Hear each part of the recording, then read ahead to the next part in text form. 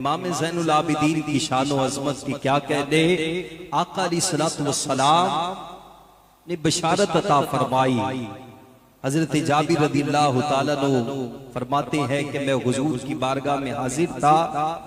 इमाम हुसैन रज़ियल्लाहु ताला अन्हु हुजूर की बारगाह में तशरीफ फरमा, हुजूर के पहलू में तशरीफ फरमा तो आका करीम ने फरमाया, है जाबिर जानते हो अल्लाह रब्बुल इज्जत मेरे इस नवासे को एक बेटा अता फरमाएगा जिसका नाम तो अली होगा, लेकिन उसकी इबादत की वजह से लोग उसे ज़ैनुल आबिदीन कहेंगे।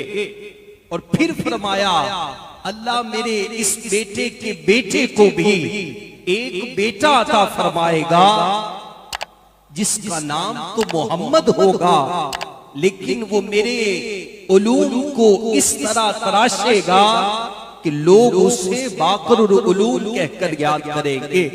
हजरत इमाम बाक़र रज़ियल्लाहु ताला अन्हु को बाक़रुल उलूम कहा जाता था।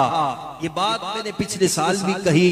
सैयद बादशाह से दुआ लेने के लिए आखिरी चंद जुमले, सादात के दरबार में आए हो, सादात के उर्स में आए हो, ये जिसको नवाज देते हैं दुनिया में कभी उसको जिंदगी में किसी और से मांगने की हाजत नहीं रहती।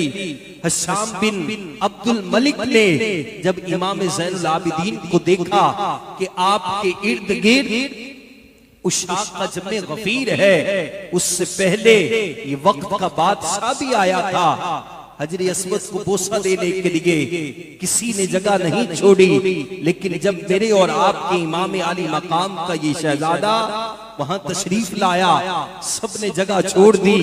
तो अहले शाम में से आए हुए लोगों ने पूछा, कहा शाम ये कौन है? तो कहने वालों ने कहा अगर किसी की जान पहचान ना करवानी हो तो कह दिया करो मैं नहीं जानता। तो हशाम बिन अब्दुल मलिक ने भी ये कहा मैं नहीं जानता।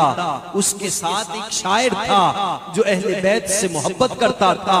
कहा हशाम बिन मलिक तुम नहीं जानते, अरे तुम्हारी क्या औकात है, तुम नहीं जानते तो क्या हुआ, ये हरमैन तय्यबैन ने जानता है। ये जानते हो ये सैयदा कायनात सैयदा फातिमातुज़ ज़हरा सलामुल्लाहि अलैहा के लख्त जिगर है। ये मौला कायनात जनाब अली मुर्तजा शेर खुदा रज़ियल्लाहु ताला अन्हु के शहजादे इमाम हुसैन के शहजादे हैं। इनके नाना इमामुल अंबिया है। जब उसने ये तारीफ की, आज हम सादात की तारीफ करते हैं, का मिलता क्या है सुनिए क्या मिलता है। इमाम ज़ैनुल आबिदीन तशरीफ ले गए, उसने इमाम ज़ैनुल आबिदीन की तारीफ की, अशार पढ़े तो हशाम बिन अब्दुल मलिक ने उसे कैद में डाल दिया। इमाम ज़ैनुल आबिदीन को पता चला, आपने अपने खादिम से कहा घर में देखो क्या है। उसने देखा तो 12,000 दिरहम थे।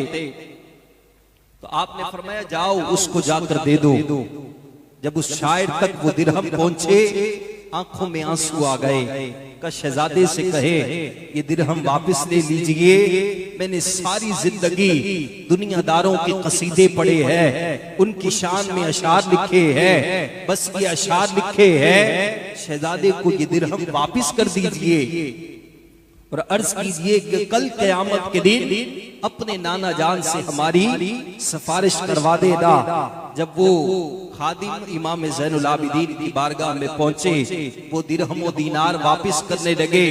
अब ये मेरी वाक़े की पूरी मंजिल है, मेरी हाजिरी का हासिल है, दीवानों हाथ नीचे नहीं रखना।